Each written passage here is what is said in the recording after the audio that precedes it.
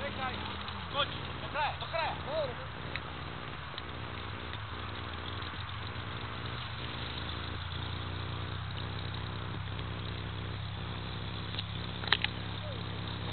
Molim? Više 100 metara. Nakon 5 sekundi mi smo učeni tešno, po 5 sekundi nas je otpolo. Koliko treba spustiti do dole? 5 sekundi slobodan pad, a treba pjeno 45 sekundi, minuta. Brzo se propada. Brzo, je? Šta snimaš? Reci nešto. Tumbo sam se gore ko mali majmun. A bilo je dobro.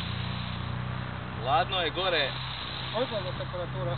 a gore razlika je jedno 4-5 stupnja. Je, dobro. Ruke se smrde. Dobro, a?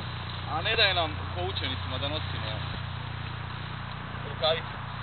To neko pravilo ili kako? Pa da se kao da imamo osjećaj rukama Aha. na padogramu.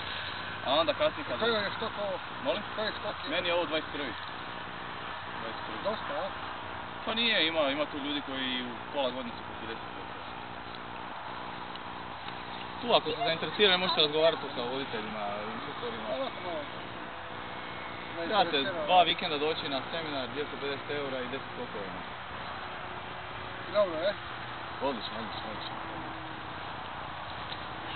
Šta je? Tumbo sam se ko mali majmun.